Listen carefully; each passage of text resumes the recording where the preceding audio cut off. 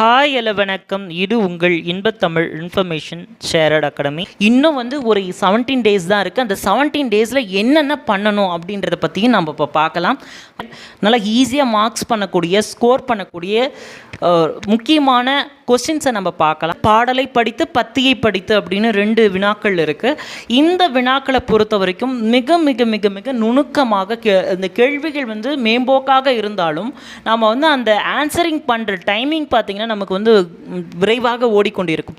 இந்த கேள்விகளுக்கெல்லாம் நம்ம பார்க்கும்போது சரியான விடையை நம்ம பயிற்சி எந்த அளவுக்கு நிறைய ப்ராக்டிஸ் பண்ணியிருக்கணும். இந்த வினாவை பொறுத்த வரைக்கும் நிறைய பத்திகளை நொடி பொழுதில் நம்ம படிக்கிறதுக்கு முயற்சி பண்ணணும். இதெல்லாம் உங்களுடைய ஜேஆர்எஃப் முடிவு பண்ணலாம். இந்த கொஸ்டின் தான் ஈஸியாக மார்க்ஸ் வாங்க முடியும்.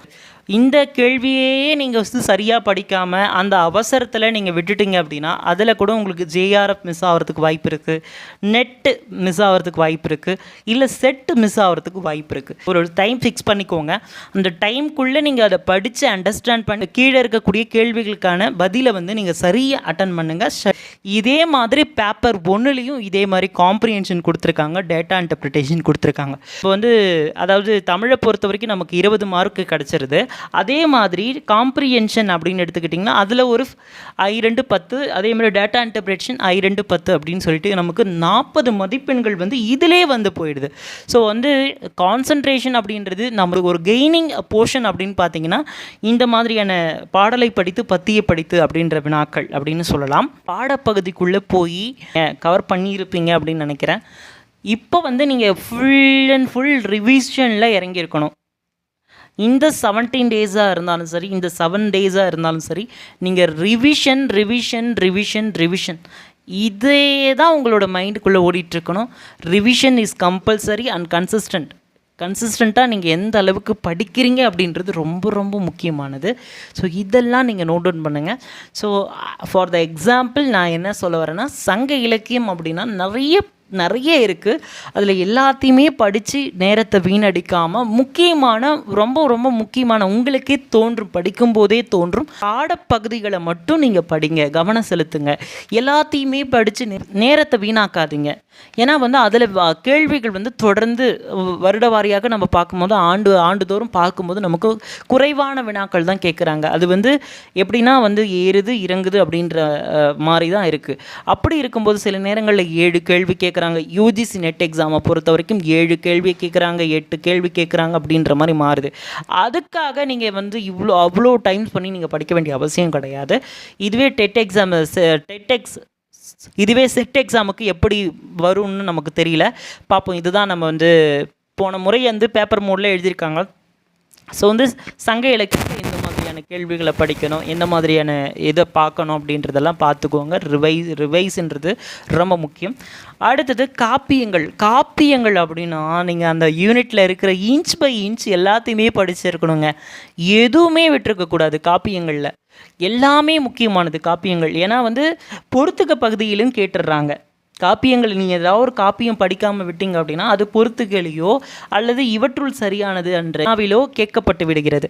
அதனால் அந்த இதை நீங்கள் முழுசாக படிக்கிறது ரொம்ப ரொம்ப முக்கியங்க. ஸோ அந்த மாதிரி நீங்கள் பார்த்துக்கணும். அடுத்தது நவீன இலக்கியம் அப்படின்னா, நவீன இலக்கியம் எடுத்துக்கிட்டிங்க அப்படின்னா கவிதைகளுக்கு நல்ல கவிதைகள், நாடகங்கள், புதினங்கள், இந்த மாதிரியான முக்கியமான தரவுகள் இருக்கக்கூடிய முக்கியமானதை மட்டும் படிங்க. எல்லாத்தையுமே போட்டு நீங்கள் குழப்பிக்கிட்டு இருக்க வேண்டிய அவசியம் கிடையாது. அதாவது லாஸ்ட் டைம் இந்த லாஸ்ட் மினிட்ஸ் இந்த குறைந்த நேரத்தில் எதை படிக்கிறோம் எதை படிக்காமல் விடுறோம் அப்படின்றதுல தீர்க்கமாக இருந்து கொண்டு அதை மட்டும் படிக்கிறதுக்கு கவனம் செலுத்துங்க. இது இலக்கண பகுதியை பார்க்கும்போது, அதாவது 5th யூனிட்டில் பார்க்கும்போது நமக்கு தொல்காப்பியத்தை முதன்மைப்படுத்துங்க. தொல்காப்பியத்தில் இருக்கக்கூடிய அந்த 3 இயல்களையும் நீங்கள் கரைச்சி குடித்தவங்களாக இருக்கிற மாதிரி பார்த்துக்கோங்க. முடிஞ்ச அளவுக்கு அப்படியெல்லாம் முடியல அப்படின்னாலும் சில நிரல்படுத்துக வினாக்கள் இருக்குது. நாம் ஏற்கனவே நம்ம சேனலில் எப்படியெல்லாம் நிரல்படுத்துக வினா கேட்குறாங்க அப்படின்னு சொல்லிட்டு ஒரு மெய்ப்பாட்டியலை மட்டும் எடுத்து முழுசாக நம்ம பண்ணியிருந்தோம். பொருளதிகாரத்தில் 6வது இயலாக இருக்கக்கூடிய மெய்ப்பாட்டியலை எடுத்து நம்ம பண்ணியிருந்தோம். ஸோ இது மாதிரி இருக்கக்கூடிய நிரல்படுத்துக வினாக்களை வந்து நீங்கள் தொகுக்க ஆரம்பிங்க. தொகுக்க ஆரம்பித்து ஏற்கனவே வச்சுருப்பீங்க, தொகுத்து வச்சுருப்பீங்க, அதை வந்து பாருங்கள். அதை பார்த்தாலே போதுமானது அப்படின்னு நான் சொல்ல வரேன். நிரல்படுத்துக வினாக்களுக்கு நீங்கள் படித்தாலே அதில் இவற்றுள் சரியானது, பொறுத்துக வினா, இதெல்லாம் உங்களுக்கு வருவதற்கான வாய்ப்புகள், சாத்தியக்கூறுகள் இருக்குது. நீங்கள் ஓரளவுக்கு முழுசாக இதை வந்து இலக்கணத்தை, அதாவது தொல்காப்பி நூற்பாக்களை படிக்காவிட்டாலும் இந்த மாதிரி நிரல்படுத்துகளை நீங்கள் வினாக்கள் கவனம் செலுத்தும் போது ஓரளவுக்காவது அதை கவர் பண்ண மாதிரியான ஒரு ஃபீல் உங்களுக்கு கிடைக்கும். அது அழகு இலக்கண உரையாசிரியர்கள் ரொம்ப ரொம்ப முக்கியமாக. இலக்கண உரையாசிரியர்கள் அப்படின்னு சொல்லி இருக்கும். இலக்கண உரையாசிரியர்கள், மொழி வரலாறு, திராவிட மொழிகள், இதெல்லாம் அடங்கிய அழகுங்க. இந்த அழகை பொறுத்த வரைக்கும் நீங்கள் முழுசாக எல்லாத்தையுமே படிக்கணும். அதுக்கு இலக்கண உரையாசிரியர்கள் நிறைய வெரைட்டி ஆஃப் கொஸ்டின்ஸ் வந்து கேட்டுட்ருக்காங்க. ஸோ உரையாசிரியர்கள் மூவை அரவிந்தனுடைய புத்தகத்தை முழுமையாக படிச்சிருக்கணும் அப்படின்றத மைண்டில் வச்சுக்குவோங்க. அதுக்கு மேற்பட்டு நிறைய புத்தகங்கள் இருக்குது. இருந்தாலும் அந்த உரையாசிரியர்கள் மூவை அரவிந்தன் உரையாசிரியர்களை பற்றி தெரிந்து கொள்ள வேண்டிய ஒரு அடிப்படையான ஒரு புத்தகம் இந்த இலக்கிய திறனாய்வு அப்படின்னு சொல்லிட்டு அடுத்த யூனிட் இருக்குது. ஸோ அந்த யூனிட்டை பொறுத்த வரைக்கும் முக்கியமான கான்செப்டை மட்டும் எடுத்துக்கோங்க. எல்லா இலக்கிய திறனாய்வும் நீங்கள் படிக்க முடியாது. அதாவது அமைப்பியல், உருவவியல், இந்த மாதிரி இருக்கக்கூடிய பெண்ணியம், தலித்தியம், இது மாதிரி இருக்கக்கூடிய முக்கியமான மார்க்சியம், சூழலியம், இது மாதிரி இருக்கக்கூடிய முக்கியமான வாதங்களை மட்டும் எடுத்துக்குவோங்க.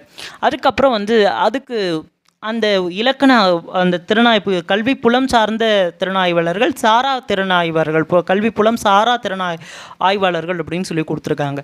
ஸோ அவங்கள பற்றிய ஒவ்வொரு அறிமுகத்தையும் படித்து கொள்வது மிக மிக மிக மிக முக்கியம். அது வந்து ரொம்ப ரொம்ப இம்பார்ட்டன்ங்க. தமிழக வரலாறும் பண்பாடும் அப்படின்னு சொல்லக்கூடிய ரொம்ப இம்பார்ட்டண்டான யூனிட்டுங்க. இந்த யூனிட்டை வந்து தவிர்க்கவே முடியாத ஒரு யூனிட். இந்த யூனிட் பார்த்தீங்கன்னா கேட்க பிள்ளையுடைய புத்தகத்தில் இருந்தால் பெருவாரியான கேள்விகள் வந்து எடுக்கப்படுகிறதாக நமக்கு பார்க்கும்போது தெரிகிறது. இருந்தாலும் இதுக்கு அவங்க சஜஸ்ட் பண்ணியிருக்கிற நிறைய புத்தகங்கள் வந்து புக்ஸ் அப்படின்றதையும் பார்த்துக்கிட்டு கேட்க பிள்ளையோட புத்தகம் வந்து முதன்மையாக வச்சு படிங்க. அடுத்தது 9வது யூனிட் வந்து நாட்டுப்புறவியல் கேள்விகள் தான் முதன்மை பெறுது. ஸோ அந்த மாதிரியான கேள்விகளை வந்து நாட்டுப்புறவியலில் படிச்சுக்கிட்டு மீறி இருக்கக்கூடிய கல்வெட்டியல், நாணயவியல், இது போன்ற கேள்விகளையும் நீங்கள் படிக்கணும் அப்படின்றது ரொம்ப முக்கியம். ஆனால் நாட்டுப்புறவியலில் கான்சன்ட்ரேஷன் பண்ணுங்கள். அடுத்தது 10வது அலகு இதழியல். பெருவாரியான கேள்விகள் வந்து இதழியல், அதாவது இதழ் சார்ந்த கேள்விகள் தான் நமக்கு வந்து யூஜிசி நெட்லேயும் சரி இதுக்கு வரப்போகிற செட்லையும் கேட்பாங்கன்னு எனக்கு தோணுது. ஸோ இதழ் சார்ந்த விஷயங்கள் வந்து இதழ் சார்ந்த கேள்விகளை வந்து அதிக படிக்கிறதுக்கான அதிக நாட்டம் செலுத்துங்க.